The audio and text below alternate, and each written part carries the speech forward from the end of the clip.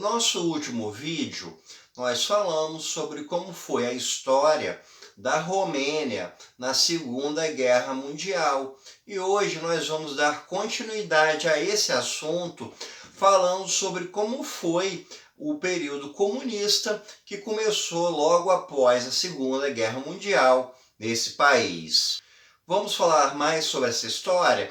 Então já clica aí em curtir, se inscreva e se você gosta do nosso canal, se gosta do nosso conteúdo, considere a possibilidade de nos apoiar pelo Pix. Eu vou deixar a minha chave aqui na descrição e vamos lá!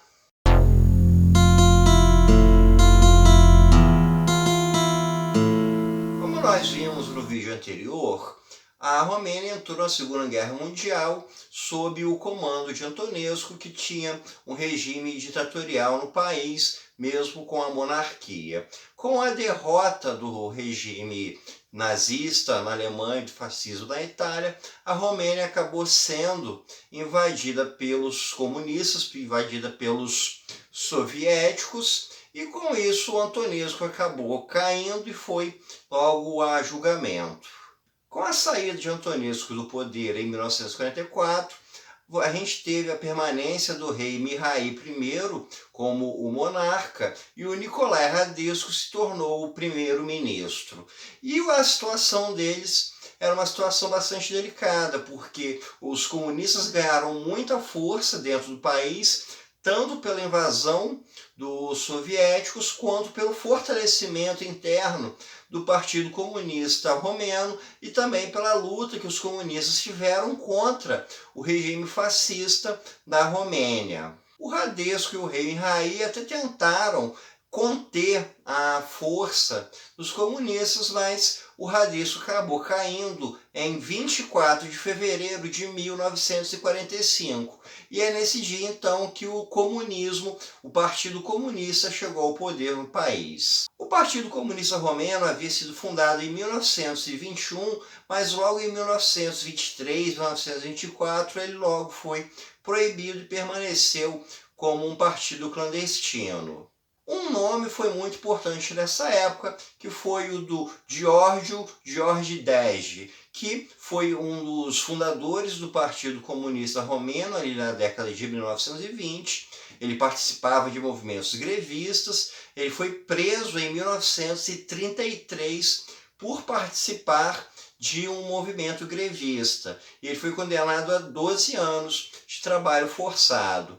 O Georgidej, então, ele cumpriu penas de 1933 até 1944, quando ele conseguiu fugir da prisão. Fugindo da prisão, ele retornou às suas atividades com o Partido Comunista e logo ele se tornou a figura central do partido. Então, quando o Nicolae Radescu caiu, quem assumiu o poder foi o Georgidej como figura do secretário-geral do Partido Comunista Romeno.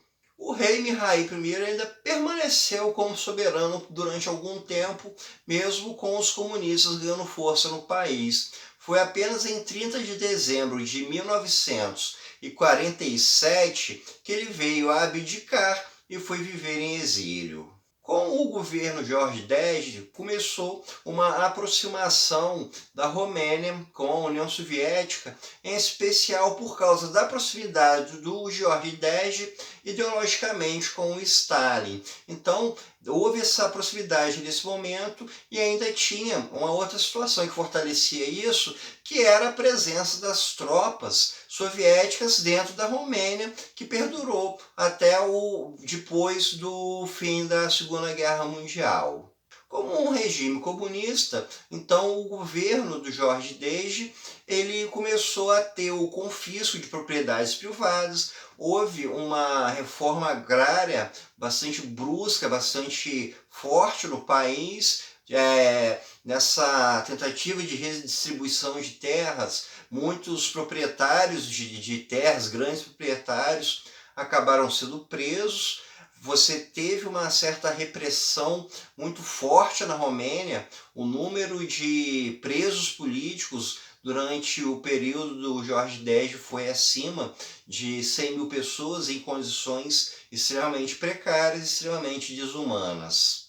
Entre as figuras que foram presas nesse período, a gente vai ter desde aqueles que seriam os burgueses, as figuras, os proprietários dos meios de produção.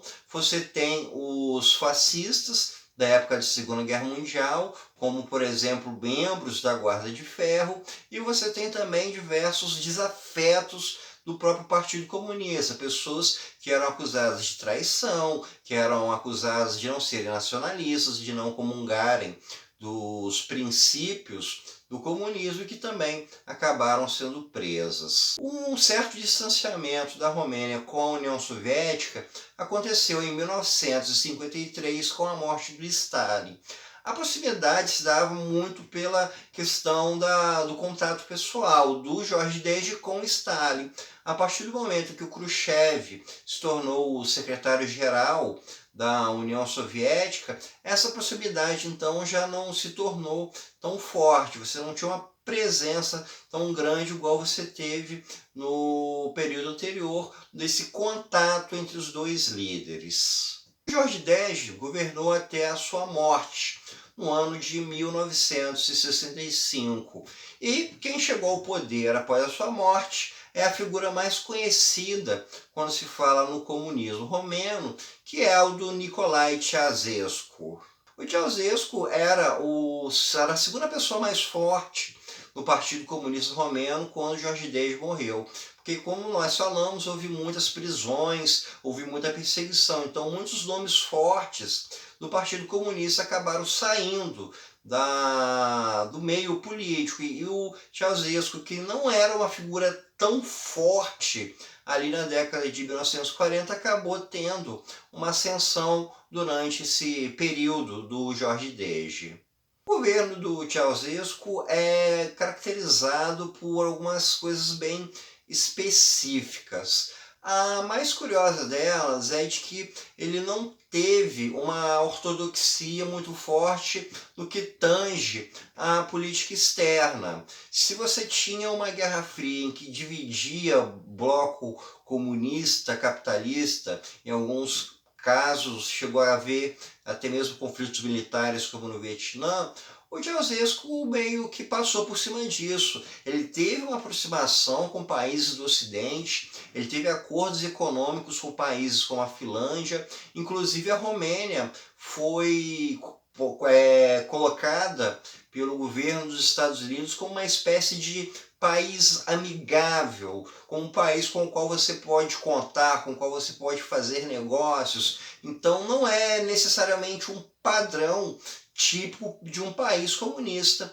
ter essa relação com os Estados Unidos, e foi isso que aconteceu. Mas se na política externa houve esse relaxamento, internamente no governo do Ceausescu você tem um aumento da repressão, você tem uma censura muito forte, o controle de informações era muito bem guiado, muito bem dirigido, você tinha uma forte perseguição a inimigos políticos, e ele é muito lembrado justamente por ser essa figura muito autoritária, por ser essa figura muito violenta. Uma outra característica dele também foi que ele quis criar um culto à sua própria personalidade. Ele viajou para a China, viajou para a Coreia do Norte, e ele ficou impressionado como nesses países havia uma política social de culto ao líder.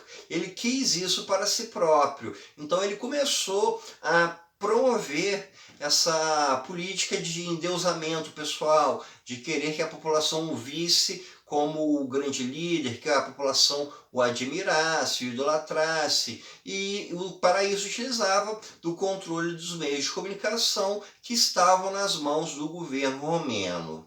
Apesar de tentar criar toda essa simbologia em torno de si, o Ceausescu acabou sendo vítima também dos fatos que vieram a ocorrer.